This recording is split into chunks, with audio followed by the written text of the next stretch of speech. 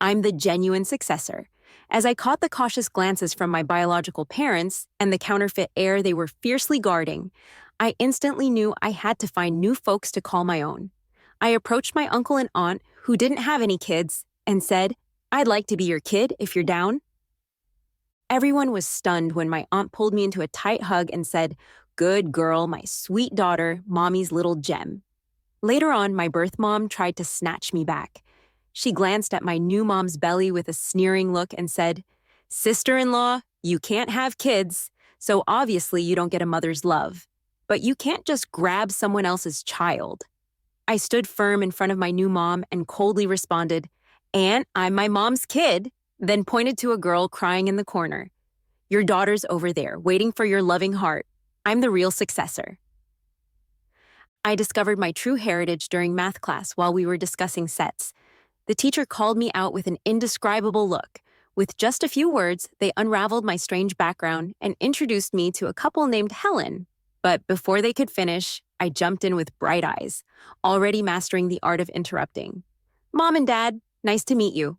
Please take care of me," I said, flashing my biggest smile in an attempt to impress my biological parents. The couple in front of me were elegant, dressed modestly, yet stylishly, and the lady looked at me with tears and immense love. In that instant, I knew I, Lily, had found my true home. All those days I spent daydreaming suddenly became reality. I wasn't my parents' child. Seriously, what kind of parents play favorites like that? 2 eggs left, one for the older sister and one for the little brother. Can't they just scramble them or make egg drop soup? The middle daughter gets nothing. Since I was 4, I always pictured my real parents arriving in a pumpkin carriage to take me home. Now I've found them, and nothing's gonna stop me from chowing down on 10 eggs in one meal. My parents would totally spoil me. I was so pumped I let out a little squeal. "Good girl, you've been through a lot," the lady said, hugging me tightly. I blinked, feeling a bit teary. "Mom, I'm not suffering." Hearing that, Mom cried even harder. Dad, standing by, looked a bit teary too. I waved my little hand. "Dad, come here and join us for a hug. Our family is finally together." Dad straightened his tie, looking calm, but actually rushing over in 2 quick steps. I soaked in the warm embrace of family, grinning from ear to ear. Real parents are the best. "Aren't you Lily's uncle and aunt?" I suddenly widened my eyes, glancing at the class teacher who had asked. I frowned. I watched as the people I thought were my parents slowly let go, the warmth vanishing instantly. Their faces showed awkward embarrassment. "Lily, I'm your aunt, and this is your uncle. We're here to take you home today." I frowned deeply, almost biting my lip. So I mistook them for my real parents? Instead of a pumpkin carriage, it was my uncle's luxury car heading home. Only when I stepped into the grand house did I realize being the real successor meant being truly wealthy. My aunt gently held my hand as we walked step by step into the He family home. She pointed to a couple in the living room and said, "Lily, here are your mom and dad." I bit my lower lip uncertainly, looking at the man and woman opposite me and the girl about my age who hid behind them. The woman approached me with a smile. "Lily, I'm your mom. This is Dad and your sister Zoe. You two should get along well." She looked at me, expecting me to recognize them as my parents. I responded with a cold, The woman's brows furrowed. "Lily, good kids should be polite. Do you see your parents aren't happy?" I looked at her calmly, just like I did with my adoptive mother when she scolded me. Theodore chimed in, "The kid just came back. Let her rest and adjust." He walked over to my aunt, putting an arm around her shoulder and whispering a few words. I glanced up at him, a little annoyed. He wasn't my dad after all. My birth father started smoothing things over. "Big brother has a point. The child just returned after so many years away. Just guide her well from now on." I watched silently, feeling darkness envelop my hopes. Their reaction was too flat. No warm hugs, no tears of joy. It felt like I was just a guest, not the daughter they'd been missing for over a decade. When I first arrived, they looked me up and down, silently judging, like, could she really be our daughter? They kept that other girl safe behind them, already wary of me even though I hadn't done anything. It was like they expected I'd harm her. Using years of experience, I instantly grasped my situation. I understood why they hadn't come to get me themselves. They wanted to warn me, let me know I wasn't the only one here. Even if they took me back as their daughter, I had to get along with my sister. They were asserting their authority as parents, defending Zoe. I couldn't think of any other reason for their behavior that matched so closely with my adoptive parents, especially their looks. They were identical. To them, I was a trespasser in their family, likely to disrupt their harmony and periodically attack family members. Dream on if you think you can control me. It was our first meeting, so I might as well be direct. I decided to go on the offensive. I was planning to put on a show, but now it seemed unnecessary. I pointed my finger dramatically. Who is she? Is she my adoptive parents' biological daughter, the real Lily? The girl in the long dress, clearly pampered and spoiled, was visibly startled and hid behind someone else. My biological mom's expression changed instantly when she looked at me. I gave her a challenging look and firmly stated my demand. It's either her or me in this house. You choose. You didn't pick me up on the first day home because you were with your precious daughter. I guess blood's thicker than water. I sneered, shaking things up. Getting along with Zoe? No way. I'm not here to please anyone. Even if I didn't initially have anything against Zoe, I'm starting to dislike her now. Kids not getting along is a sign of bad parenting. What's wrong with you? My mom asked sternly. How did your parents raise you? Your hair looks like some tomboy. She blocked Zoe from my view, glaring at me like a lioness protecting her cub. I shot back. They raised me with beatings for disobedience and yelling if I talked back. Care to show me how you raised your daughter? She can't even greet her sister. I folded my arms, looking at her coldly. Expecting a girl who fights her way through life to grow long hair and wear pretty dresses? She's got to be kidding. One good hair pull and I'd be done for in a fight. They say I'm rude. They're the ones lacking manners. Who needs a lousy family like this? I hoped for better parents. But never mind. I'd rather have none. I turned and was ready to head back to school. I've got $200 saved up for expenses. No idea how much a ticket back costs. What a waste of time. Just as I muttered under my breath and walked off, someone spun me around and carried me back. This is your home. Where are you going? My uncle sat me down and patted my head gently. Stubborn as ever, I faced away. This isn't my home. I'm going back to school. I'm just starting high school. Studying is important. Don't waste my time. He firmly held my shoulders, preventing me from moving. Seeing me struggle, he lifted me off the ground. This is your home. Looking at the living room filled with indifferent biological parents and the frail crying girl they sheltered, my anger boiled over. It's not right for parents to abandon their kid. I held back tears, refusing to cry in front of these people who didn't love me. Tears are pointless, just show weakness. You've been spoiled outside. Without change, life won't be easy, my so-called dad said, shaking his head like I was some troublemaker. They brought me back just to crush my hopes. I thought I'd have loving parents, cherished like a precious jewel, but they're no different. They don't like me either. My adoptive parents didn't want me, and neither do my biological ones. Am I unworthy of loving parents? My mom bent over slightly in front of me. Lily, I'm not blaming you for today. I'm sorry, Mom. I shouldn't blame anyone, including Lily. We're both victims of a messed up fate. I understand your love for her and that you don't want to disrupt her life. She's innocent just as you said. Since I chose not to acknowledge my biological parents, I hope to find peace in a new family. Gathering courage, I turned to my aunt, my mom now, and said, maybe I could be part of your family. Aunt seemed surprised, but her embrace was warm. She called me her precious dear, giving me an indescribable sense of safety. There was no more hesitation. I was excited for a new family life and a fresh start. Uncle, whom I called Dad, although initially caught off guard, embraced me warmly at Aunt's urging. These feelings were genuine. It was the family love I'd longed for. In this new family, my life would be different. I'd receive new education and training, reshaping myself. Lily, things will get better. I'll strive toward the future, one step at a time. For now, I'm just a high school freshman, focused on studying hard to be the perfect child my parents want. I've always been smart, obedient to teachers. They say knowledge won't betray you. What you learn is yours. My best path is to study well. I'm content with my new school. Nobody knows my tough past here. I'm just a cheerful girl from a loving family. I go to school joyfully, hang out with classmates, quickly solve problems, and become loved by all. They shyly offer snacks, apologize for taking up my time, but helping them learn is me learning too. Yet, happiness fades when Zoe and some guy block my way to the car. Who'd have thought mom arranged a ride to school with two people? When the car door closed, my annoyance piled up, and I took a few steps back. Lily, don't leave. Hearing Zoe's voice annoyed me more. I kicked a little stone away. Didn't you hear Yo-Yo calling you? My arm was grabbed by the guy, and I clicked my tongue. Yeah, so what? Not my problem. I grabbed my phone, ready to call mom and complain. But this guy snatched it away. Taller than me, he held it up so I couldn't reach.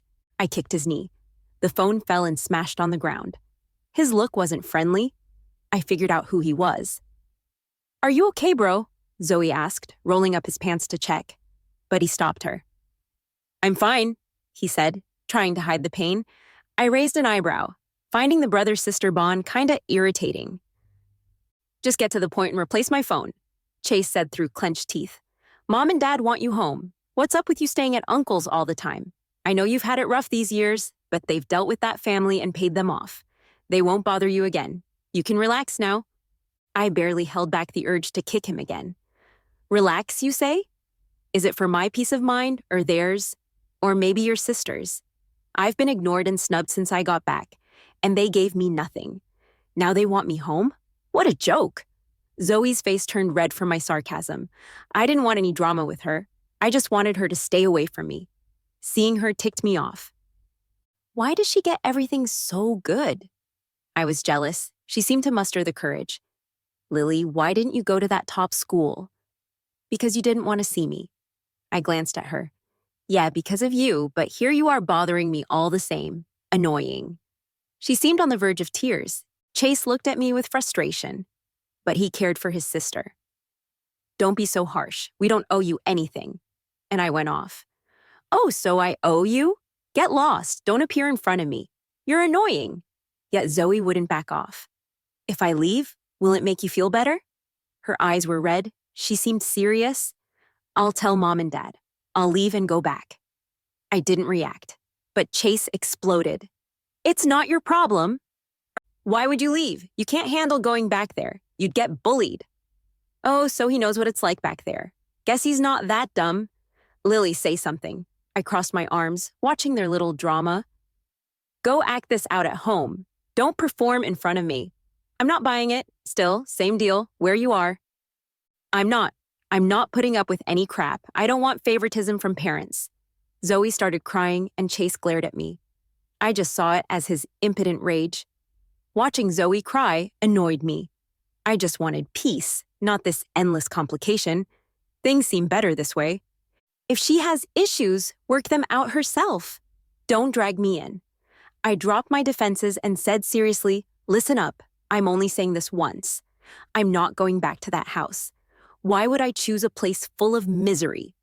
I'm no masochist or pushover. I've got feelings too. They've loved a daughter they raised for years. They don't love me. Their crude biological daughter, likewise, I don't love them. I'm not a puppy you can win over with scraps.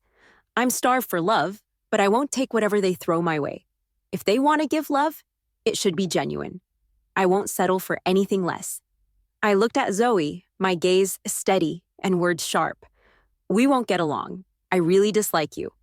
If you want to stay or go, that's your business, not mine. So don't drag these messes to me again. I really don't like you, nor do I want to see you. I hadn't forgotten about Chase either, so I threw a dismissive glance at him too. And by the way, remember I'm your cousin, Lily. Next time, acknowledge me as such. Looking at this cowed sibling duo, I felt victorious. They were clueless. Even after I left, they kept reaching for me. Annoying. The first day I came home, they gave me suspicious looks.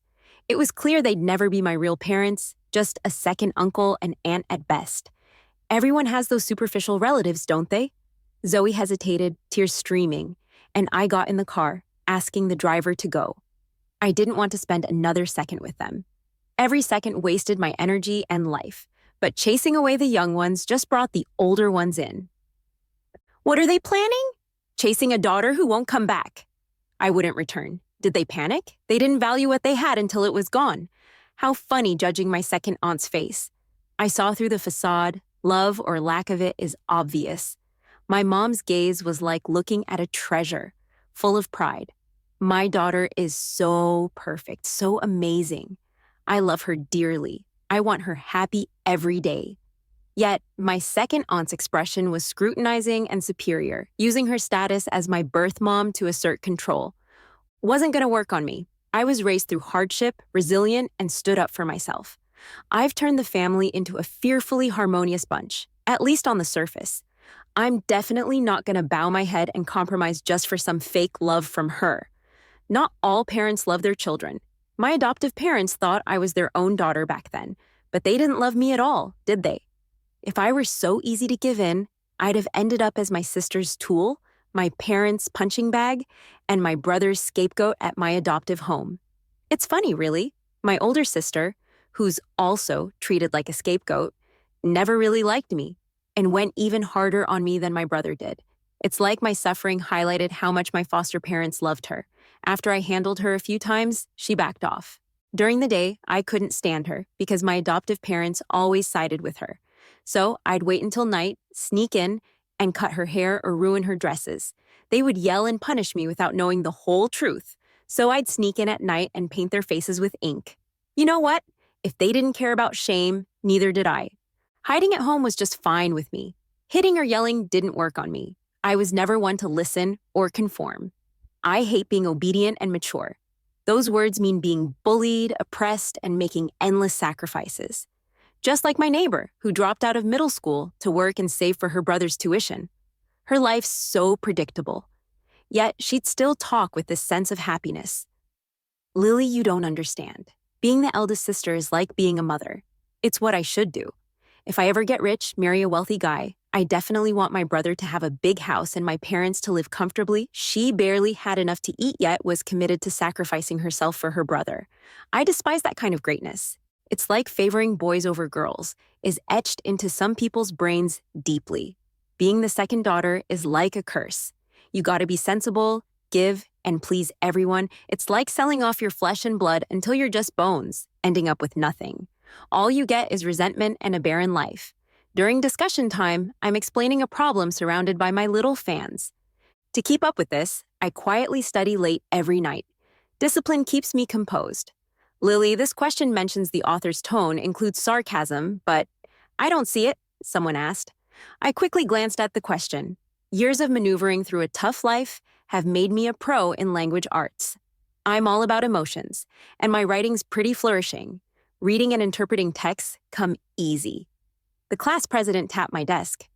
Lily, your mom's here. She's in the head teacher's office. It doesn't look good. You should go over.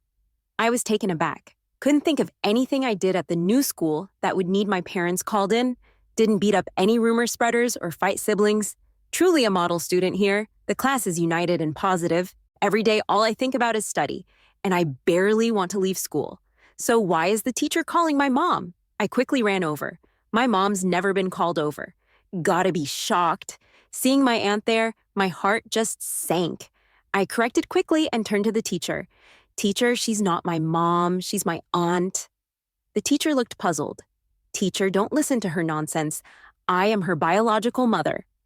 I calmly corrected, she's the one who gave birth to me, but not the mother on my household registration. Officially, she's my aunt.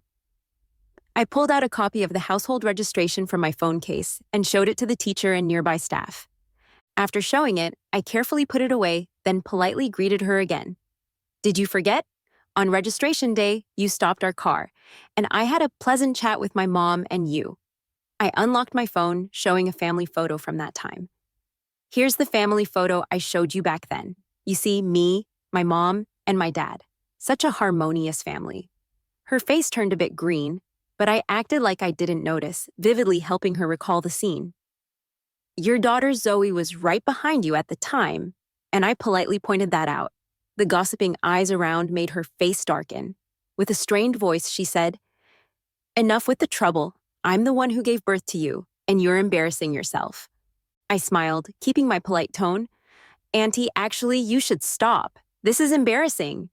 Trying to hold back her anger, she continued, Lily, I genuinely want to take you home. I held my smile, unfazed. Then I changed my tone. Auntie, can I ask you something?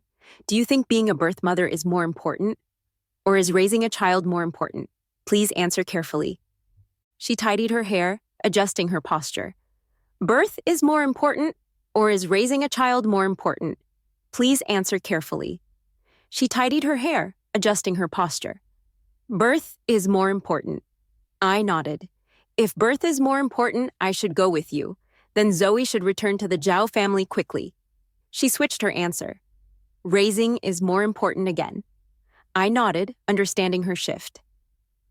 If raising is greater, you haven't raised me a day.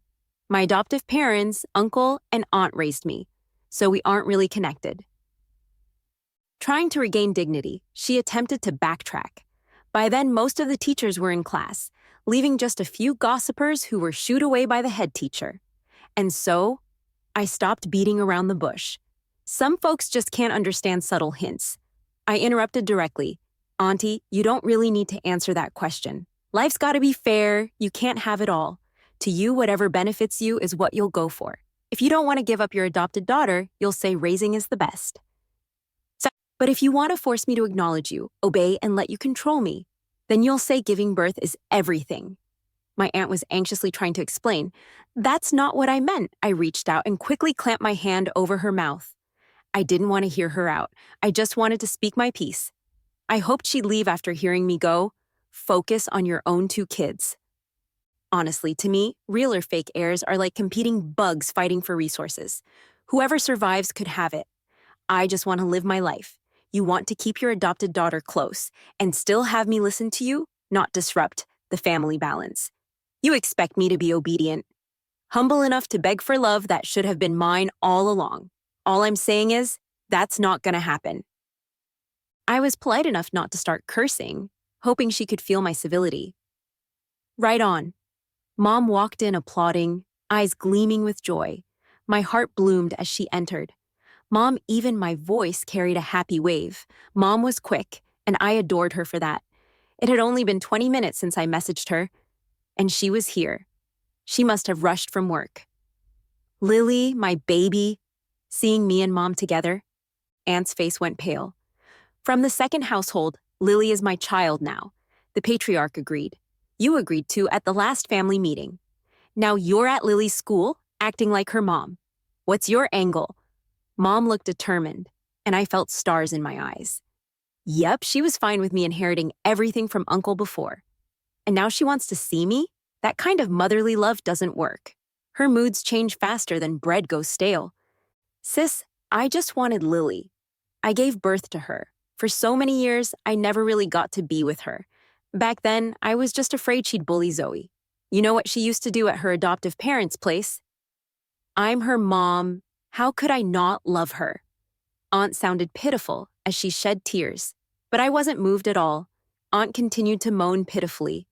I raised Zoe all these years. I watched her grow up bit by bit. She gestured about how small Zoe used to be. When Zoe got sick, I stayed up all night watching over her day and night. She was weak, had high fevers every season change, allergic to so many things. Lily insists, I send Zoe back. How could I? She's a child I carefully raised. Getting switched was Lily's fate. What's that got to do with Zoe? I worked so hard for Zoe. Why should I give her back? It's like cutting off a piece of me. Aunt poured out her motherly love for Zoe. But that had nothing to do with me. What a drama for someone I can't stand. I looked at her coldly, thoughts spinning. If switching at birth was my fate, then her own daughter not acknowledging her was her fate. Sis, you watched Zoe grow. When you couldn't have kids, you saw her as your own. You should understand my maternal heart. Hearing this, Mom hugged me tighter. When you couldn't have kids, you saw her as your own. You should understand my maternal heart. Hearing this, Mom hugged me tighter. I couldn't care less that Aunt was trying to provoke me about her motherly love for Zoe again. It turns out Mom couldn't have her own kids. If she did, she'd love them dearly. Both Mom and Dad were such great parents. Mom firmly shut down Aunt's logic. That's no excuse. You've been biased from the start. I ask you, you watch Zoe grow, and you can't let go. If Zoe were a child from your husband's affair, could you let her go? I listened to Mom's clever reasoning with wide eyes. When dealing with unreasonable people, you don't have to be reasonable, Aunt retorted. That's a different story. Can't compare the two. Sis, you haven't been a mom. You don't know how it feels. If you were a mother, you'd understand my deep, motherly love. Too bad you can't. Her eyes went meaningfully to Mom's belly. I pulled Mom behind me right away. Then Aunt accused, Sis, if you can't have your own kids, you can adopt. You can't just take someone else's child. Lily is my blood, and that bond can't be cut in this lifetime. I sensed Mom's rage and sorrow. Aunt was stabbing her right in the heart. I smiled at Aunt and then launched my counterattack. Holding Mom's cold hand, I sweet-talked. Mom, I'm your little darling. Let's leave. Don't bother with Aunt anymore. She's out of line when she can't win an argument. Holding Mom's hand, we turned to leave. I didn't know how to make Aunt feel what I felt, but seeing her own daughter call someone else mom must be horrible. Just like watching her dote on another daughter and treat me like an enemy, Mom's face softened, and she gently caressed my cheek. Yeah, let's go. Your dad's back from his business trip today, and he booked that restaurant you like for dinner. As for Aunt, she was just an outsider. Just as we stepped out of the office, there was a thud. Startled, I turned to the noise. Aunt had fainted. Dinner plans were canceled as the ambulance blared onto campus. Standing amidst the gathering crowd, I vaguely heard rumors saying I made my alleged birth mom faint in the office. There went my good reputation. We sat idly by Aunt's hospital bed with Mom. Zoe and Chase soon arrived, so I figured I could finally leave. Mom, let's go. Dad's already landed. I tugged at Mom's sleeve. Just as we were stepping out of the hospital room, Aunt's faint voice cried out, Lily? Sick Zug? I'm so frustrated. Just missed it by a minute. If she had just woken up a minute later. Lily! It's like calling a soul back. She just wouldn't stop. Could you all leave? I want some time alone with Lily. She glanced at Emily pleadingly. Auntie, please cut me some slack because I'm sick. Lucy tried to calm Emily with a smile. Emily, we'll just chat for a bit, then head home. Uncle's waiting for us. When the door closed, I caught a glimpse of Zoe's teary eyes. I dragged a chair over to the bedside, staring at her. Sophia, what do you want to talk about? Go ahead, she said softly, almost trying to win me over. Lily, could you call me Mom just once? I frowned. Sophia, please be respectful and don't make unreasonable requests. I pretended to pull out the household registration booklet copy from my phone case. She quickly pressed my arm to stop me. That's the only wish your mom has. I firmly replied, no way. She couldn't help but cough a few times. Lily, I carried you for 10 months. Can't you call me Mom even once? I was really annoyed by her emotional tactics. You reap what you sow, Sophia. As an adult, don't throw a tantrum. You don't know what you've got until it's gone. Narrative, we never really spent time together there. There's no bond of affection. Even if there was, it disappeared the first day we met. Sophia started coughing violently at my words. How can you be so cold to your mom? She turned away, coughing badly, leaving blood on the handkerchief. There was a bit of blood at the corner of her mouth, too. I'd never seen anything like this, and it scared me into shouting for Mom. How can you be so cold to your mom? She turned away, coughing badly, leaving blood on the handkerchief. There was a bit of blood at the corner of her mouth, too. I'd never seen anything like this, and it scared me into shouting for Mom.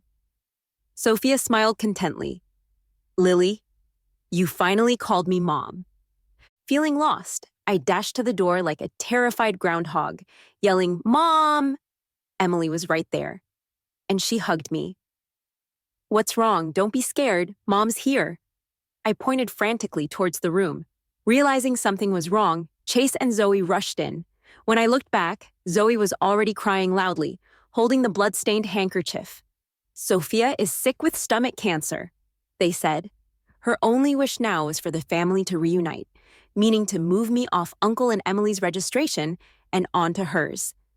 Lily, Mom came to pick you up from school. Sophia nudged Emily aside, trying to take my backpack. I watched her waiting eagerly for me at the school gate, holding back what I wanted to say. After all, she's a patient. But I'm in high school and don't need someone to carry my backpack. I also don't need her to suddenly act all loving now. She never loved me, so why pretend? Love or lack of it is obvious. I can tell. Is she happy using me to get at Emily? Instead of focusing on getting better, she's causing drama. I moved in front of Emily protectively and looked at Sophia warily. What do you want this time? You agreed before for me to be on Uncle and Emily's registration, and now you've changed your mind? I really want to ask, why? Just because you gave birth to me, you get to dictate my life? If I were the one with stomach cancer, begging for your love, would you say you love me? Would you fulfill all my wishes, or just dismiss me as unreasonable? I won't hurt those who truly care for me. For someone who abandoned me. I pointed at Chase and Zoe by the car. Your kids are over there. I'm Emily's child. I didn't cause her illness. But my pain is tied to hers. If she didn't want to care, why have a child at all? Why not just adopt? After all, blood ties aren't crucial. 10 months of pregnancy isn't either. Interaction matters more. At first, she thought Zoe was me, but now she's Zoe and I'm Lily. Lily, don't be this way with your mom. Mom really regrets it. Would you forgive Mom? Sophia's eyes welled with tears, but I just couldn't feel her love. Maybe it was too shallow or hidden under other motives, like Uncle and Emily's property. Before I appeared, there was no clear heir to their estate. I think that even if I did what she wanted, she wouldn't treat me like she treats Zoe, because I walked away leaving her behind without hesitation. Watching me and Emily being close stirred her stubbornness. She's upset her biological child is close to someone else. She envies Emily, just like I envied Zoe that day. I took Emily's hand and walked away. That evening, Sophia was hospitalized. Jack called to yell at me, and when I hung up, he kept calling back from different numbers. He even called the home phone. Missing in action before, now he's here claiming I'm your dad, criticizing me freely, trying to use his title as leverage without even considering if he's fit for it. He even started insulting Emily for envying other women who could be mothers, saying Uncle is bewitched, choosing to stay a lifetime with a barren woman. Uncle was furious and the consequences were serious. He immediately cut Jack's project. Then, overnight, he found out that Sophia was faking her illness. I was shocked. She was pretending the whole time. The stomach cancer and coughing up blood were all fake. The private hospital doctor had been bribed to put on a show. There was no illness at all. It was all a scheme to deceive me. I couldn't even focus on homework. I ran to the living room in my pajamas.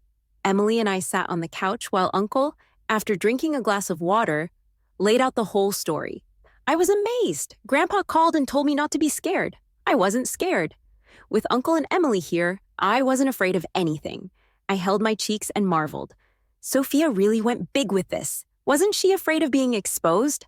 Uncle chuckled as he ruffled the bare ears on my pajama hood and said calmly, "Who would want to mess with a cancer patient? Even if it gets exposed, she can claim it was out of desperate love for her daughter and gain sympathy. She's panicking now. A lot of people are laughing at her behind her back. She's offended too many people. Now even her own daughter doesn't acknowledge her, and your grandparents call her foolish for driving her child away." I had met my grandparents. They were nice to me, but they also hinted I should reconcile. After a couple of meetings, I didn't want to see them anymore. The balance had already tipped, and their superficial fairness became favoritism. But who am I to compete with years of feelings? I chose not to get involved. I'd rather start fresh than deal with this half-baked situation. That's just who I am. Uncle took his time, sipping tea. Emily hugged me and massaged my fingers sore from writing too much. What's the point of her doing all this? She made a choice, and then she starts causing a scene again. Uncle huffed. Second son is getting cocky now. It's good he stumbles so he won't keep thinking about inheriting everything when I'm gone. After that night, not sure if Grandpa's scolding worked or Uncle blocking Jack's project helped, but things finally quieted down around me.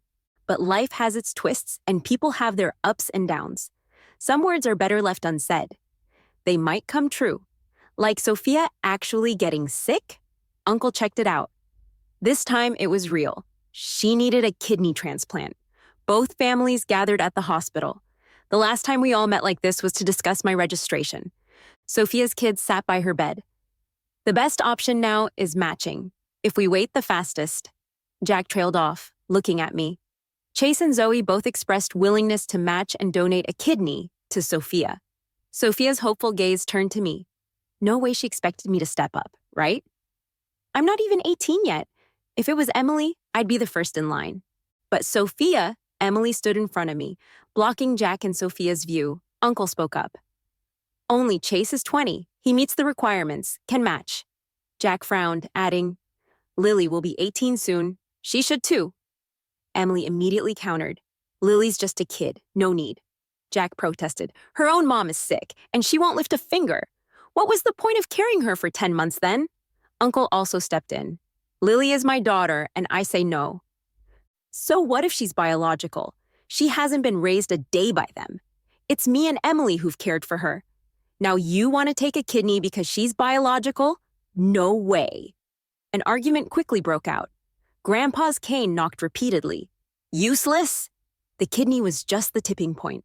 Resentment between the families ran deep. It started when Jack's family aimed to cut us off. By evening, the quarrel hadn't settled.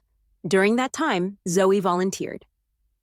I want to match with Sophia, even though I'm not her biological daughter. In my heart, Sophia is my real mom. I'd do anything for her. Sophia hugged Zoe, touched Zoe. Sophia's a good daughter. I watched their mother-daughter act with cold detachment. After thinking it through, I chose to get tested for a match. Uncle and Emily reacted fiercely, almost ready to pack me up and leave overnight. Dad scolded me. Got water in your brain? Shake it. I can hear it sloshing around. Mom hugged me tightly. You're so young. No need to carry this burden. Whatever happens, Dad and Mom are here. I reassured them. I might not even be a match. I just don't want to owe them anything. I want to be your daughter without any strings attached. Dad sighed. Why do you care for something like birth obligation? You really think giving a kidney will cut it clean? He kept poking my head. Poor me. I didn't dare move. I already made the decision. I want to sever ties completely, like in the legend of Neza, returning bones to parents. I don't want to owe her anything. I want to be a complete daughter to my parents, no debts. From now on, I can stand confidently in front of them, telling them to keep away from my family. I, Lily, owe them nothing. That night, Mom tucked me in as usual, making sure the blanket was snug. I cautiously asked, Mom, are you still mad at me? Mom sighed, planting a kiss on my cheek. Lily, I support every decision you make. Mom will always protect you. Remember how I mentioned the head office is moving to City S? Once this is over, we'll leave. Our family will head to City S. All you need to do is grow up well, and we'll handle everything else. I continued acing my school tests, consistently taking the top spot in the class. Going to the third high was the best decision I'd ever made. My classmates are all great. Amidst the joy, my eyelid kept twitching, leaving me with the uneasy feeling that something bad was about to happen. 8, I've been thinking a lot. Maybe my kidneys are in trouble. I touched them, one on each side. They're still there, but which one would I donate, left or right? Before I could decide, the hospital results came out. The whole family was gathered again. Grandpa made the call. The kid's still young. Doesn't matter if there's a match or not, she can't donate. Uncle was about to say something but kept quiet. He'd already made up his mind. Auntie's illness might not wait for a kidney. It felt like a sword was hanging over my head, waiting for the doctor's final word. Chase, not a match. My uncle and aunt let out a quiet sigh of relief. Soon the next report came in. Zoe, it's a match. Zoe smiled big, holding Auntie's hand tight. Mom, I can give you a kidney. Auntie's smile was faint, forcing a little happiness, patting Zoe's hand. The doctor slowly pulled out the last report. Dad and Mom stood behind me. My heart pounded like a drum, and I couldn't help but feel a bit scared. Auntie leaned in, eager to see the report. Lily? The doctor's words were like a hammer dropping, hitting everyone. Not a match. Under extreme tension, I glanced around the room, memorizing everyone's expression. Some were happy, some worried. Zoe secretly breathed a sigh of relief. A tiny smile flashed across her face. Nobody could challenge her now. With this kidney, no one could push her away anymore. Auntie quickly scanned through the report, and Uncle looked down at it too. Grandpa shook his head, his cane thudded on the ground. He looked at Dad meaningfully. Dad was calm, tapping my head playfully. Mom hugged me tight. I was sweating cold. When the doctor mentioned my name, I realized my true feelings. I didn't want to. Even if I was a match, I didn't want to donate. I don't want to give. Blood ties can't be changed, but why should I donate? Why did I think I had to? Luckily, I wasn't a match. Mom's voice trembled a bit as she brought up last time's plan again. Lily, how about we move to City S? It'll be just our family. I nodded, hugging Mom, still shaken. A corner of my heart where cobwebs gathered suddenly cracked open. A beam of light shone through. The shackles I'd bound myself with slowly melted under the sunlight. Coming to terms, I'm Lily, and I owe them nothing. No need to repay. From now on, nothing here involves me. I'll go to City S with Mom and Dad. There will be no Lily's family, no auntie, uncle, Chase, or Zoe. Everything will be brand new, and I can set sail again. Embrace a whole new, unknown, and colorful life with my mom and dad. Lily's test actually matched. I changed the result. The name was Lily, but the actual blood types and such belonged to someone else. The kid's been through too much. She rarely talks about the past, always saying she stands up to bullies. But anyone with a brain can see how much she's been through to end up like this. That's why she's built walls and defenses so young. She's always on guard, not letting anyone hurt her. But genuine kindness can easily move her. Thankfully, she's now Auntie's daughter. We'll take care of her bit by bit. My little brother has always been foolish. Was dumb when he was a kid and somehow even dumber now. I can't be bothered with him, but I never thought he'd actually plot to take one of Lily's kidneys. Lily's too naive. She thinks she can repay her birth debt and end the connection. But without raising, what's the point of birth? She can't decide, so I'll decide for her. Unlike Neja, who severed his own flesh to repay a debt and was still crushed by his father's tower, my daughter doesn't need to be tied down by blood. Auntie was a step behind. She loves Lily so much, there's no way she'd let Lily get hurt. They share a destined connection. From the moment we met, I knew we were a family. Lily, even though she came at a rough time, when she leaves, her world will be blooming with spring. In this life, I wish my daughter Lily endless spring breezes and never a worry.